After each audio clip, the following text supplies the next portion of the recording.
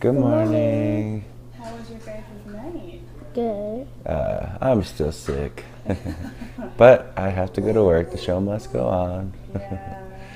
But we're just saying good morning. And Blake is going to his mama's this week. We're going to miss him. But we hope he has a great time over there. Yeah, we're gonna miss you, buddy. I'm gonna miss you guys too. Yep, we'll miss you. And we'll call you in a couple days. Okay. And we saved some good jokes so you can still be part of the show. And what did you say you wanted me to do when we do story time? Put a picture of me beside the book. All right. What was it? Blake wants me to put a picture of him right next to us when we do story time. Aw. So that's what we're going to do.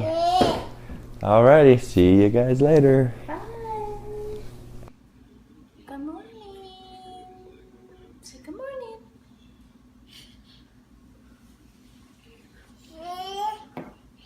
Good morning. Yeah.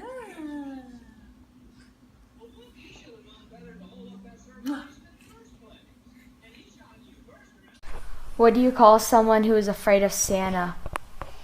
I don't know. Claustrophobic. Oh, I get it. You want to see my surprise?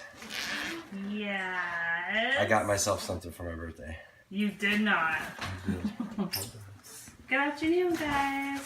Booyah! What? No. Shut up. Oh yeah. What is It's that? a bulletproof vest. You got that? There is this police officer doing stuff in his car. That's a bulletproof This is vest. stupid. Hi. I probably look horrible, but. Boom. Oh my gosh, guys! This is my husband right here. I don't need it. This but is my hey, husband. You know, it's nice to have it. So, there's this police officer organizing his car, or his SUV. I was like, whoa, how often do you guys update your equipment? And I was telling him about how, you know, I got one for my dad because he works security for the church. I was like, I could use one. And he threw one at me. Are you serious? Yeah. He says, I don't know anything. I A was like, cop did that? Okay, cool. A police officer. Oh my gosh, you guys! This is Derek's happy place right here. It's a happy birthday to me. Happy birthday, babe!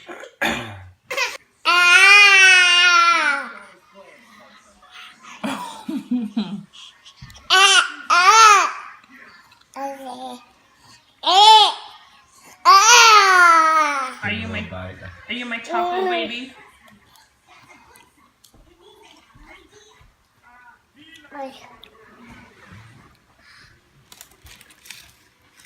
Oh, yummy, yummy!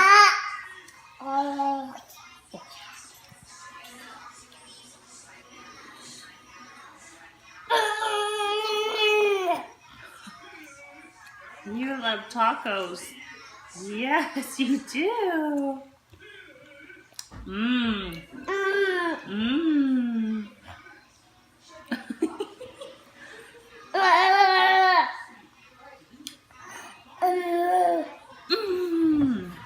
So yummy. So yummy.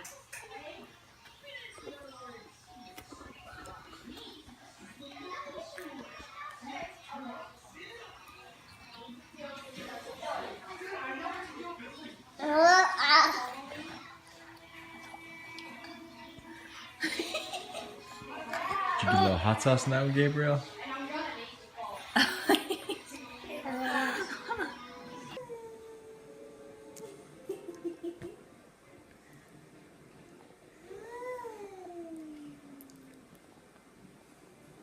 Today was another crazy day. I'm so tired. That's just my life. And I feel like all my videos, my hair has been like this. I don't know.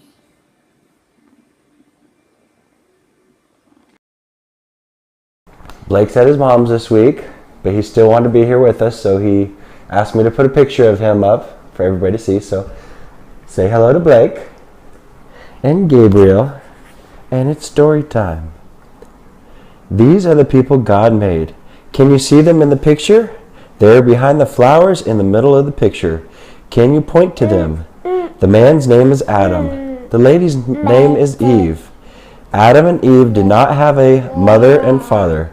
God made them out of dust from the ground, and then he made them become alive. God made them happy and good.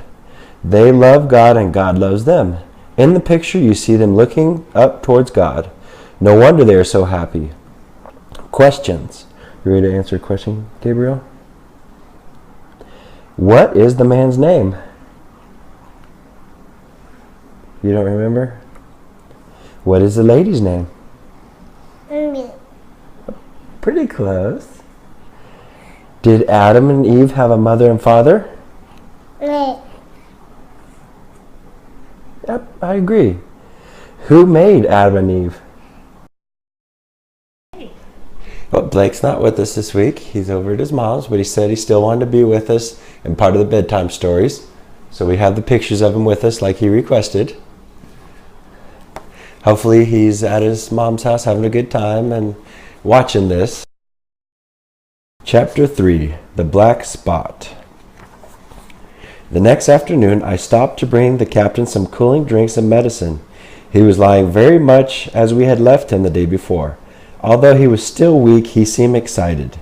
Jim, he said, you're the only one here that I can depend on. You know that I have given you a silver coin every month I've been here. I'm pretty low now, but do you think you could bring me a glass of rum? I tried to tell him what the doctor had said, but he dismissed it as it was nonsense. As he talked and tried to convince me how badly he needed the rum, his voice grew louder. I was thinking only of my father who needed quiet, and I agreed to get him the rum if he would be still. Then he asked me how long the doctor said he would be in bed.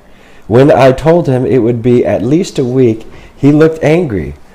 Thunder, he cried. A week's more than I have. They will have the black spot on me by then. I won't let him get me this time, I swear to it. As he was speaking, he tried to get out of the bed, but he collapsed in weakness.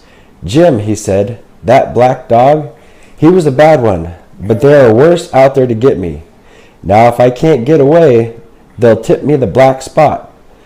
Mind you, it's my old sea chest that they're after. You get on a horse and go to tell that doctor. Tell him to send all the men he can find here to the inn. All of old Flint's crew will be here. I was Flint's first mate, and I am the only one who knows where it is. He gave it to me as he died, but don't tell this to anyone unless they give me the black spot or you see Black Dog or that man with one leg. None of this made any sense to me at all. I asked him again and again what the black spot was and who Flint was, but he slowly drifted into sleep.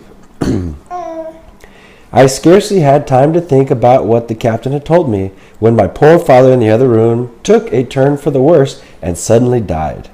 My sadness, the visits of our friends, and all the details of the funeral made me forget my strange conversation with the captain. So things passed into the day after the funeral. At about 3 o'clock, I was standing at the door, full of sad thoughts about my father, when I saw someone coming towards the inn. He was obviously blind, for he had tapped in front of himself with a stick and wore dark glasses over his eyes. He was hunched over and wore a huge, tattered sea cloak with a hood. I never saw a more dreadful-looking creature. He stopped a little ways from the inn and said in a sing-song voice, "Will someone tell a poor blind man where or in what part of this country he is in?" I told the man that he was the Admiral at the Admiral Benbow Inn in Black Cove. With that, he asked me to show him inside. When he gripped my hand, he told me on a like. When he gripped my hand, he held on like a vice and pulled me close to him. "Now, boy," he said, "take me to the captain." I tried to refuse, but he gave me a wrench that made me cry out. Then, holding me in his firm iron grasp, he made me lead him upstairs to the sick man's room. When the captain raised his eyes, I saw them. When the captain raised his eyes, I saw in them a look of fear and weakness. He tried to rise, but did not have the strength. "Now, Bill, sit where you are," said the blind man. "Even though I can't see you, I can hear you move a finger. Now you, Jim, take his left hand and bring it close to mine." We both obeyed him to the letter, and I saw him pass something from his hand to the captain's hand. "And now that's done," said the blind man, and he walked slowly out of the inn. I could hear his sick tap, tap, tapping in the distance. It was some time before either I or the captain seemed to gather our senses. When I let go of his wrist, he drew in his hand and looked into the palm. 10 o'clock, he cried. 6 hours. I'll escape them yet. And he sprang to his feet. As he did this, he grabbed at his throat, swayed for a moment, and then fell with a loud thud upon the floor.